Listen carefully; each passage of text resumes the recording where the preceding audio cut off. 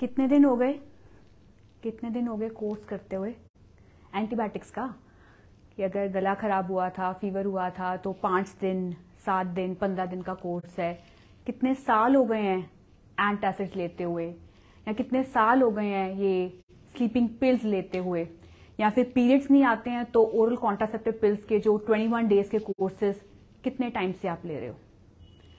पता भी है आपको कि कहीं कुछ रूट कॉज पे काम करना चाहिए, लेकिन ये क्विक फिक्सेस कैंडीज की तरह ये पॉपिंग पिल्स चले जा रहा है, बस लाइफ गुजर रही है, लेकिन रूट कॉज पे काम नहीं हो रहा है। ऐसा ये केस रिसेंटली हमने रिजॉल्व किया, और कैसे रिजॉल्व किया, क्या हुआ, कैसे थी उनकी जर्नी, और क्या क्या हमने उसमें अडॉप्ट किया, मैं आपको खुद बताने वाली हूँ। डू नॉट वरी कि मैं कोई लाइव रिव्यू भी आपको शेयर कर रही हूँ, आप भाग जाते हो।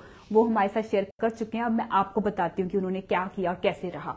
तो प्रॉब्लम ये थी, और आप इसके साथ रिलेट जरूर कर सकते हो, मुझे पता है कि बहुत सारे लोग जो है इसके साथ डील कर रहे हैं, उनको सोल्यूशन चाहिए कि हम क्या करें। तो ये बड़ा प्रैक्टिकल सोल्यूशन है, थ्योरेटिकल नहीं है।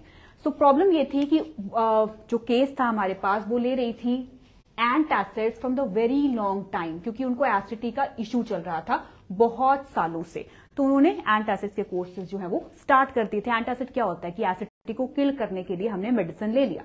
तो एंटासिड ने अपना रोल क्या प्ले किया कि उसने स्टमक में जाके लो एसिड प्रोडक्शन करनी स्टार्ट कर दी।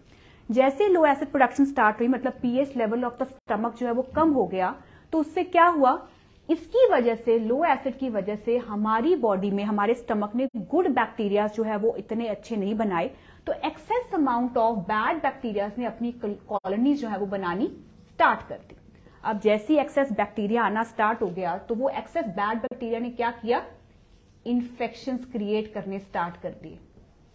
अब जब इन्फेक्शन मतलब स्टमक इन्फेक्शन आने स्टार्ट हो गए, स्टमक इश्यूज आने स्टार्ट हो गए, तो ये एंटासिड की गोली ने हमें क्या कहा, अब आप नेक्स्ट गोली स्टार्ट कर लीजिए। क्या करें, स्टमक इन्फेक्शन हो रहा है तो आप बीच बीच में अब एंटीबायोटिक्स ले लिया करो, ताकि आपके ये जो किल कर दें हम और बैक्टीरिया को जो आपको यहां पर हार्म कर रहे हैं। तो हमने यहां पर एंटासिड से जर्नी स्टार्ट की थी, कहां पर पहुंच गए, एंटीबायोटिक्स पे आ गए। एंटीबायोटिक्स ने क्या किया, एंटीबायोटिक्स ने अपना रोल प्ले किया और विटामिन B1 को डिप्लीट करना स्टार्ट कर दिया, उसको खत्म करना स्टार्ट कर दिया। जब विटामिन B1 आपका कम होना स्टार्ट हो जाता है, उसकी वजह से क्या होता है, उसकी वजह से आपको, जैसे हमारी बॉडी में बहुत सारे इश्यूज आते हैं related to B1, that is numbness होना, fatigueness, tiredness, all that stuff. और मेन इश्यूज में आता है कि फिर से हमें गट इश्यूज जो है वहीं के वहीं आ जाते हैं, मतलब आपको कॉन्स्टिपेशन का इश्यू जो है वो होना स्टार्ट हो जाता है। ये मैं वो चीज बता रही हूँ जो उन्होंने डील किया, और भी सिम्टम्स हो सकते हैं, लेकिन मैं आपको उनके सिम्टम्स बता रही हूँ कि उनके साथ क्या हुआ। कॉन्स्टिपेशन होनी स्टार्ट हुई, तो कॉन्स्टिपेशन जब बढ़ती रही, कॉन्स्टिपेशन हो रही है तो क्या किया, कॉन्स्टिपेशन से उन्होंने लैक्सेटिव्स लेने स्टार्ट कर दिए कि चलो अब हम ज्यादा अमाउंट में एक्सेस अमाउंट ऑफ इसबगोल ले लेते हैं, त्रिफला ले लेते हैं, कोई ना कोई लैक्सेटिव यूज करते रहो। जब लैक्सेटिव भी एक्सेस में यूज करोगे तब भी आपके गुड बैक्टीरिया जो है वो साथ साथ में लॉस होते रहेंगे, बैड बैक्टीरिया की कॉलोनीज के साथ गुड बैक्टीरिया भी जाते रहेंगे।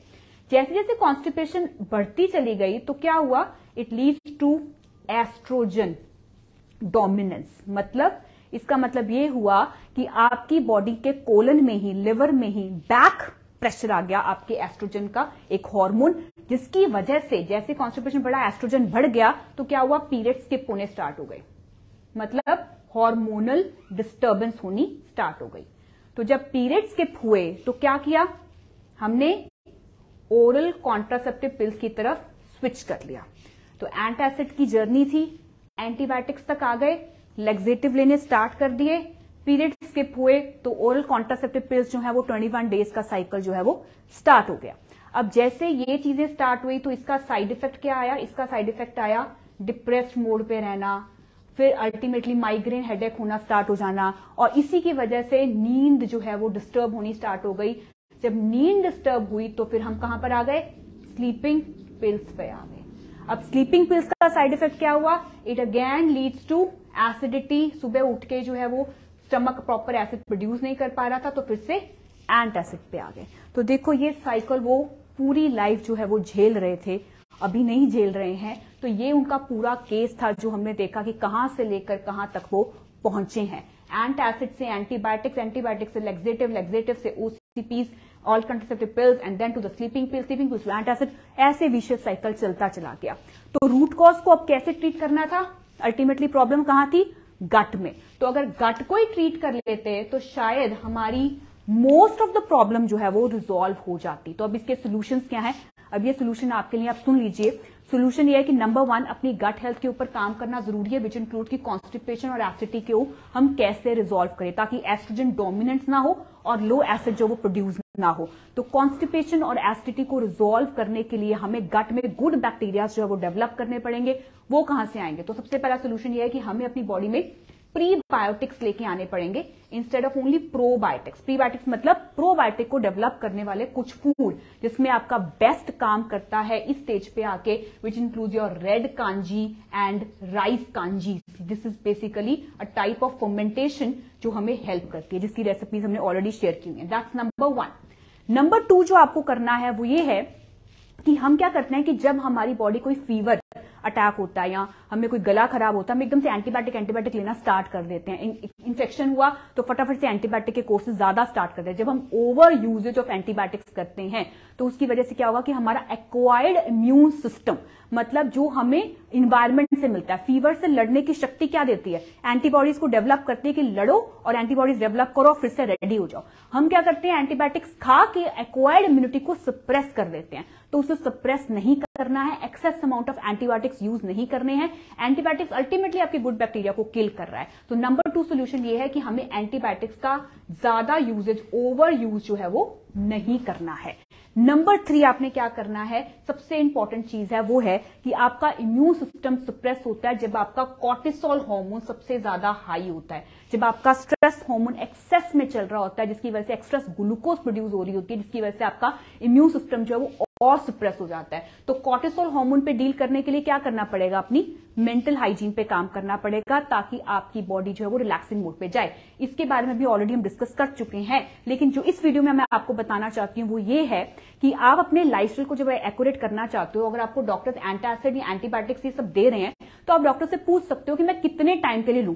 शॉर्ट टर्म के लिए मुझे बता दो कि कितना टाइम मैं लूं, मैं कितने टाइम में मैं अपनी स्लीपिंग विल ड्रॉप कर सकती हूँ। डॉक्टर्स को लगता है कि ये बंदा लाइफस्टाइल तो ठीक करेगा नहीं, तो जितने मर्जी देते रहो। डॉक्टर से आप पूछो कि इसके साइड इफेक्ट क्या हो सकते हैं, तो मैं कितने टाइम पे इसको रखूं ताकि मेरे शॉर्ट टर्म के लिए मेरे जो मेडिकल प्रॉब्लम है वो रिजॉल्व हो जाए, लेकिन मैं रूट कॉज पे कैसे काम करूं ताकि मैं अपनी प्रॉब्लम लाइफ लॉन्ग के लिए जो है वो खत्म कर सकूं। तो नंबर 4 सोल्यूशन ये है कि डॉक्टर कंसल्टेशन से ये पूछिए कि मैं इसे शॉर्ट टर्म के लिए कब यूज करूं और लॉन्ग टर्म के लिए रूट कॉज पे कहां पर काम करना है, जिससे मैं इसकी सस्टेनेबिलिटी अपनी लाइफस्टाइल में रखूं, लेकिन ये पिल डिपेंडेंट ना। और last and the most important aspect ये है कि हमें अपनी डाइटरी रूटीन में एंटी इंफ्लेमेटरी चीजें लेके आनी है, जो मैं आपको भी 5 बता रही हूं, उसको नोट डाउन कर लीजिए, बहुत इंपॉर्टेंट है।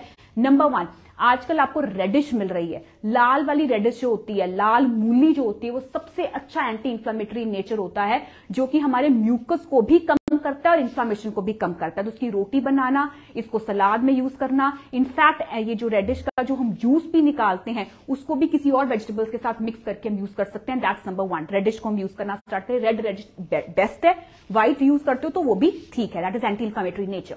नंबर 2, प्याज, अनियन। अगर आप जैन नहीं हो तो आप अनियंस को अपनी सलाद में, एक तो होता है सलाद रॉ वेजिटेबल खाना खाने से पहले खाना, एक होता है कि अपने सलाद को अनियन जो है खाना खाने के साथ खाना। तो वो अनियन जो है हार्ट हेल्थ के साथ साथ आपकी एंटी इंफ्लेमेटरी नेचर भी होता है, उसको हमें लेना है, लेकिन उसको हम अचार डाल के या विनेगर डाल के उसका प्रॉपर्टी खराब मत कीजिएगा।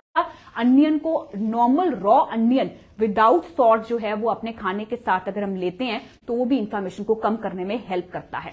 नंबर 3, आपने क्लोव मतलब लौंग जो है उसको खाना खाने के बाद जो है वो मुंह में रखना है ताकि आपकी इन्फ्लेमेशन जो है वो कम हो सके। ये क्लोव अपनी बिरयानीज में भी आप यूज कर सकते हो, लेकिन इसको खाना खाने के बाद अगर हम खाते हैं it's really gonna work for reducing the inflammation in your body.